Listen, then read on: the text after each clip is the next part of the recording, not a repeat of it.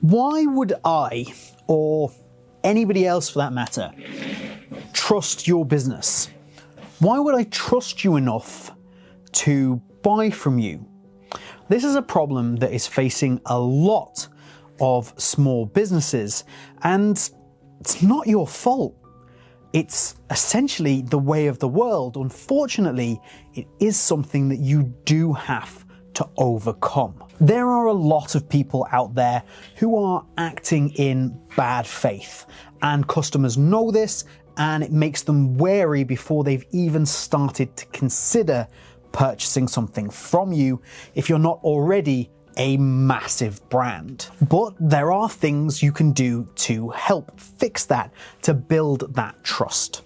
I'm James, this is WPBeginner, and here are 4 tips that I've learned that I think can be very helpful for building trust in your customers. The first one is incredibly simple. It's something you probably already have or do, but go and check it and be sure if you're not sure, and that is make sure you have an active SSL.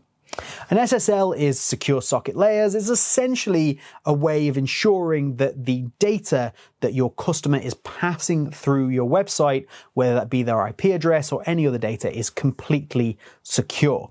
And what this means is that a customer can see this, they can go on your website and be like, they can immediately start to relax. Because if you don't have an SSL, that is a giant red flag. This is the bare minimum of security and the bare minimum that people expect if they're going to trust you.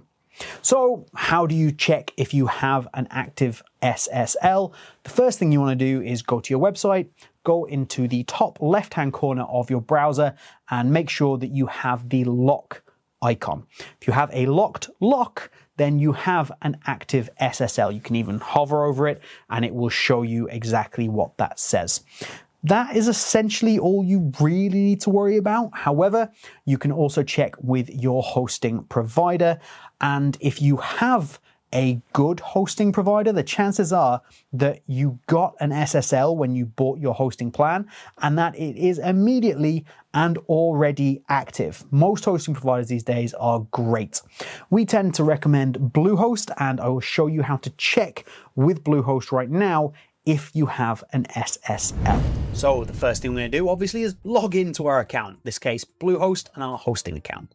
And you can see on my main page here that my SSL is on. It's telling me that immediately.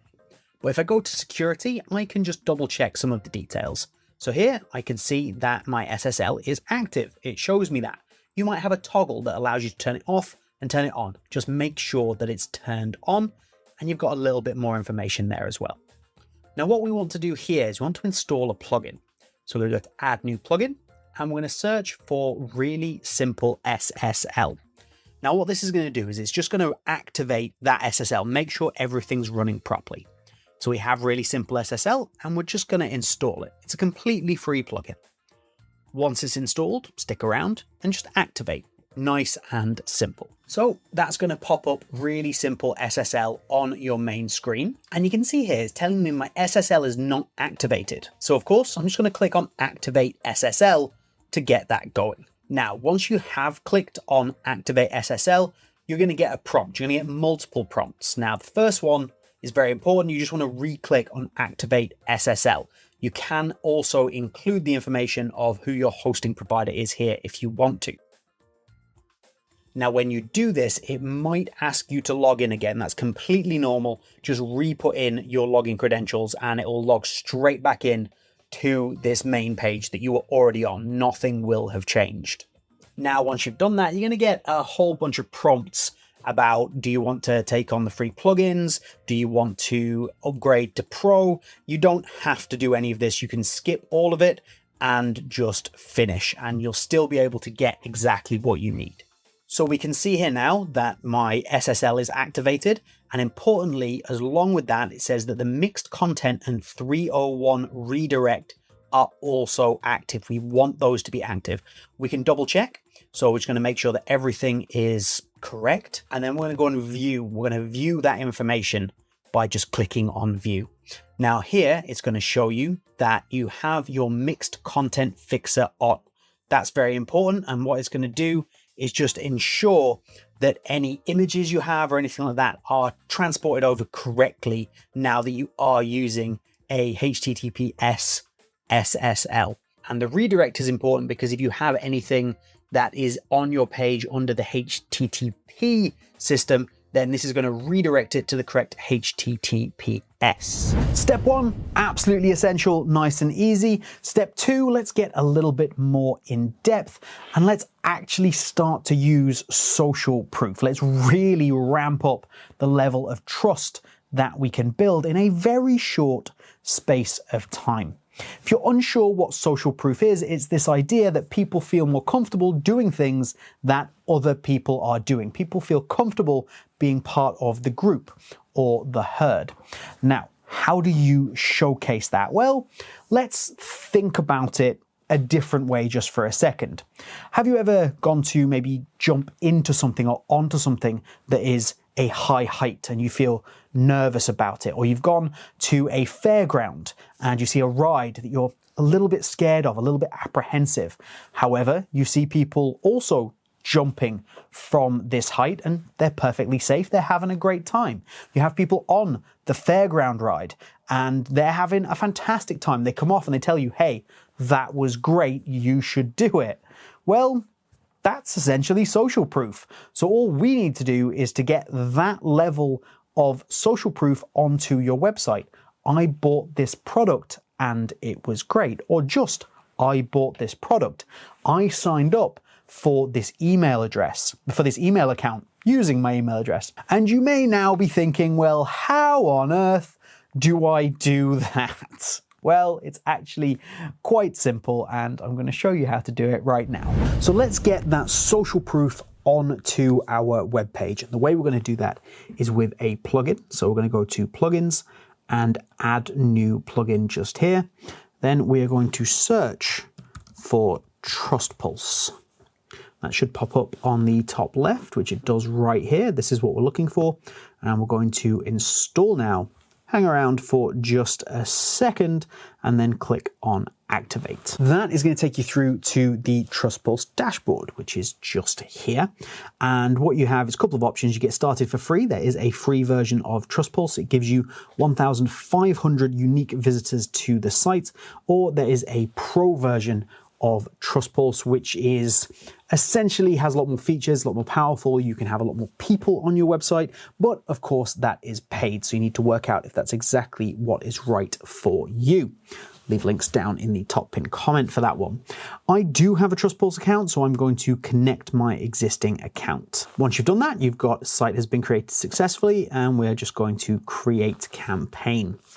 Here you have a few options of what you can add. The important one is just down here. On the free version, you're going to get two options. You can either use the recent activity campaign or the on fire campaign. The on fire I find is great for limited time offers. If you have a lot of people who are going to take a specific action over a short period of time, that's what you want to use the on fire one for. And the recent activity is better for a more general showcase of trust, of adding that social proof. So we're going to go with that today, and we're just going to go next step. Now from here you have a ton of design options as to how you want your pop-up to work, and that's exactly what Trust Pulse is going to do. It's going to give you something like this that you can see down the bottom here. So this is showing social proof. Someone from New York just made a purchase. You are encouraging that this is good, you can be trusted because somebody has made a purchase. You can change the icon here. This doesn't have to be a map. It can be your icon. It doesn't have to show this kind of information. It's all customizable to whatever you want based on what is here, including if we go to the advanced settings, everything like colors, text styling, the options are huge. I will leave you to play around with that, and we are going to save that. Oh, sorry, we're going to go down. I'm going to go to next step. So this is capture activity. What kind of user activity and submissions on your site? We're not going to worry about it too much today, just here, and we're just going to go straight across to the display rules and then to publish. So we can display this on any page and then publish. Once you get to publish, you get this screen right here asking if you are ready to launch, which indeed we are. So let's just launch our Trust Pulse campaign. So my campaign is now active. This is great. However, mine is, of course, a demo site that I've got running here. I have no information or data running through the app in order to give you a really good example of what Trust Pulse can do. So I'm going to show you an example using the Opt-in Monster website. So Opt-in Monster is a really great, powerful conversions pop-up tool. And you can see down the bottom here, here we have, that just popped away. Another one will pop up in just a second. We have those Trust Pulse pop-ups that are giving people this impression and this idea that other people are taking actions. You can also take these actions. It is safe. You can trust us. My next tip is still all about social proof, but we're just going to flip it and show it in a slightly different way. And that is with reviews and testimonials. People literally going online, spending their time saying this was great. And that is, of course, another example of social proof. So what we need to do is we need to do two things. We need to collect these reviews and testimonials, and then we need to showcase them on our website. So step one, let's collect some testimonials. The absolute best way I've found to do this on your website and collect those testimonials is by using a Forms plugin. We're going to use WP Forms because they have a really great built-in template for testimonials. So let's show you how to use that and how to start collecting those testimonials. So on the WordPress admin dashboard, WP Forms you can get from the plugin section the same way we did for Trust Pulse, but we already have it installed here. I use WP Forms a lot. So let's click on WP Forms here. You can see I already have a contact form created, but let's add a new form. So we're just going to name the form Testimonials. There we go, and search in templates also for testimonials. Now we have a couple of options. There is a testimonial form just here. Now this one here is actually only available with the WP Forms Pro plan. And it is the better option, but you can also get a client testimonial form, but I do want to show you this one. So I'm going to show you this and how easy it is. And we are going to be using WP Forms with the Pro plan in order to get that. So this is what our testimonials form is going to look like. We can amend and edit this however we would like. For example, there's not always going to be a need for a job title in here. So we can delete that if we want and get rid. And you can see this satisfaction rating drag slider. I think this is really, really great. And this is important. By submitting this testimonial, I agree to the use of my comments and personal information for marketing and promotional purposes. You absolutely want that. So this is a really great way to get people to leave you testimonials. They fill in their details and give you a testimonial that you are then able to use. So let's save this and get it onto a page. The way we're going to add it is just go to embed, and we're actually going to put it in an existing page. So let's go to select existing page. And then what we can do is we can add this. Tell you what, let's add it to the what we do page just here, and let's go. So this is the what we do page in the blocks editor. This is just the standard page as it is. However, what we might want to do here is just to add something in to request a testimonial on this page. And of course, you can do it for any page at all. So telling you what to do, add a block. So let's do that. Let's go here, and then we're going to look for WP Forms. It's going to give us WP Forms here, and let's just drag and drop it into this space right there. Then we can select the form that we want. It's the testimonials form, and that's going to give us an idea of what that is going to look like. So then we can start to play around with the blocks editor however we should like. So for example, we can start to add a heading. So let's drag that into here, and we can change that to tell us what you think. There we go. So we're starting to build up a really simple way of getting people to give us testimonials. We can put this on our homepage if we want. We can have a dedicated page just for testimonials. I've just happens to have added it to this particular page. But when we save it, we can have a look at what that looks like on the main site, which realistically is going to be exactly like this. Here we go, what we do page.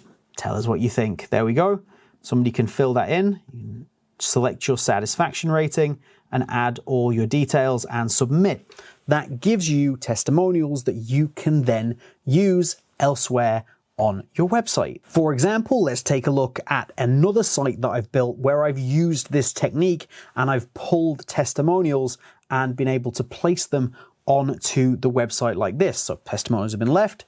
I have used them like this. Now, the alternative, the second step, I suppose, is to use testimonials and reviews that are already there. Things from maybe Facebook reviews or from Google reviews, and pulling them together and putting them on your website. Now, this can be very difficult to do if you're trying to do it by yourself. However, don't worry, there are tools that can help you do this. I want to recommend two different plugins for you to do this. The first is Thrive Ovation, which does a fantastic job of showing you an incredible range of options of how to showcase these testimonials on various different pages. You can even use tags to get testimonials to show up right at the right moment in the right place. It is a very, very powerful option.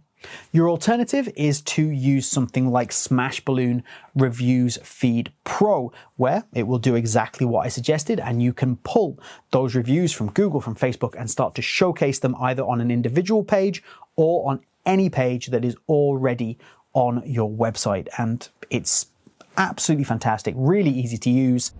Tip number 4 is something else that maybe you already have, but you definitely want to consider and also to leverage, and that is a strong social media presence. You want people to be able to look at your website and be like, I'm into this brand, I'm feeling these products, and then maybe do a background check by using your social media. Now, of course, there's people using social media for nefarious means, but if you have an up-to-date, really active social media profile on Instagram, Facebook, YouTube, whatever it might be, that's going to help put people's minds at ease. I know myself that if I'm looking at maybe a new brand or a new company I've not used before, I will check out their social media to get a good gauge of whether I trust them or not. Now, using the social media as a tool in itself, standalone, very useful, very powerful. But what if we could take that social media and we could also incorporate that into your website, so you add another layer of trust and social proof directly onto your website? In order to do that, you're going to want to click this video right here.